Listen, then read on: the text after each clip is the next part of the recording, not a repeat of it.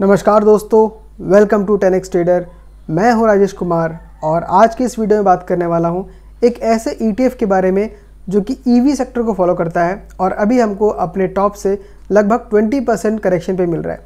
अगर यहां पे हम लेते हैं तो फ्यूचर में बहुत अच्छा खासा प्रॉफिट हो सकता है। तो बिना टाइम वेस्ट किए हुए सीधा चलते हैं स्क्रीन के ऊपर और देखते हैं उस ETF के बारे में। ओके, तो यहाँ पे आज मैंने बाइंग किया, आप देख सकते हैं मैंने अराउंड 150 क्वांटिटी बाई किया है जिसका एवरेज प्राइस 29 के आसपास चल रहा है। मेरा टारगेट ये है कि कम से कम इस ETF में मैं हर महीने SIP करके 50,000 से 1 लाख तक का पोजीशन इस ETF में ले लूँ। तो आपको मैं पहले वो ETF दिखाता हूँ, वो ये रहा EV इंडिया। अब ये आपको मैं पहले इसका फंडामेंटल्स कुछ दिखाता हूँ, उसके बाद हम इसमें कैसे ट्रेड करना है वो भी देखेंगे। तो इसका फंडामेंटल्स में अगर हम आगे देखते हैं तो इसका टोटल AUM जो है, एसेट अंडर मैनेजमेंट जो है, वो 157 करोड़ का है। थोड़ा कम है बट ये नया ETF है तो धीरे धीरे ग्रो करेगा। प्राइस टू अर्निंग देखें 31 का है, थोड़ा महंगा लग सकता है। एक्सपेंस रेशियो 0.46 का है, ये भी थोड़ा ज़्यादा है बाकी ETF के कंपेरिजन में, बट एक्सपेंस रेशियो को हम मैनेज कर सकते हैं क्योंकि हम इसमें ट्रेड करके अच्छा खासा प्रॉफिट निकालने वाले हैं। और जो एक्सपेंस रेशियो है ये आपका साल में एक बार लगता है अगर आप 1 साल तक होल्ड करते हैं तो। अब यहाँ पे इसके पोर्टफोलियो में आके हम देख लेते हैं कि किन किन स्टॉक्स को ये होल्ड करती है। तो देखिए, क्योंकि ये EV सेक्टर का ETF है तो इसमें वही स्टॉक्स रहेंगे जो EV से रिलेटेड है, जैसे Bajaj auto, Mahindra and Mahindra, Maruti Suzuki, Tata motors, Bosch, CG power, Samvardhana Motherson international, Reliance industries, KPIT, KEI, Tata Elxsi. तो सारे कंपनीज ऐसे हैं जो EV से रिलेटेड काम करते हैं। कुछ डायरेक्ट मैन्युफैक्चर करता है व्हीकल को, कुछ उसके पार्ट्स बनाती है और कुछ बैटरीज को भी बनाती है। तो ये पूरे EV सेक्टर को कैटर करता है।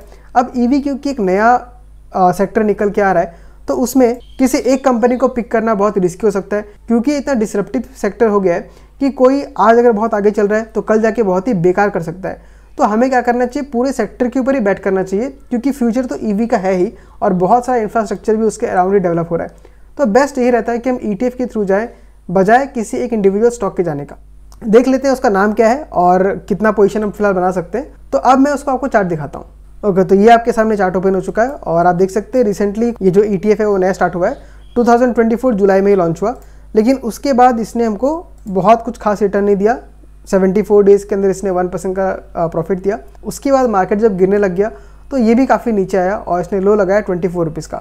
तो देख सकते हैं इसने हाई से लगभग 30% का लो लगाया, लेकिन उसके बाद यहाँ पे इसने एक बॉटम फॉर्म कर लिया है। आप देख सकते हैं ये यहाँ से इसका डाउन ट्रेंड चल रहा है यहाँ पे, और अब इसने यहाँ पे एक हल्का सा रिवर्सल करते हुए दिखाया। तो ये जहाँ तक मुझे लग रहा है बॉटम फॉर्म हो चुका है और यहाँ पे अगर हम बाय करना स्टार्ट करते हैं, मैं ये नहीं कहता हूँ कि यहाँ बाय करने से ऊपर भागते रहेगा, लेकिन यहाँ से अगर हम एक्यूमुलेशन स्टार्ट करते हैं तो काफ़ी अच्छा खासा हम पोजीशन बिल्ड कर सकते हैं। और देखिए अपने हाई से ये कितना नीचे है, लगभग 23% नीचे है। तो अगर आप एवरेज करते करते अगर आप 15-20% भी कमा लेते हैं तो बहुत ही अच्छा खासा रिटर्न आएगा। और क्योंकि EV सेक्टर का है तो मैं तो कहता हूँ कि इसमें हमको छोटा मोटा टारगेट नहीं रखना चाहिए, हमको एक बड़ा टारगेट लेकर रखना चाहिए।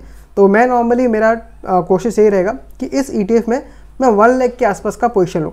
हो सकता है कि मैं पूरा कैश में ले सकता हूँ या उसको MTF करके भी ले सकता हूँ, क्योंकि MTF एक बहुत अच्छा खासा हमको अपॉर्चुनिटी दे रहा है जहाँ पे आप कम कैपिटल से एक बड़ा ट्रेड ले सकते हैं अगर आपको स्टेट पे भरोसा है तो मैंने आज में 150 क्वांटिटी ऐड किया है, जो आप देख सकते हैं मुझे अराउंड 4 रुपये का प्रॉफिट भी हो रहा है। तो ये मैंने MTF पे लिया हुआ है। तो ये हम लोग को धीरे धीरे पोजीशन बिल्ड करना है, ऐसा नहीं कि पूरा एक ही ओवर में लगा दे। अगर ये यहाँ से 5% नीचे गिरता है तो मैं और यहाँ पे क्वांटिटीज़ ऐड करता रहूँगा।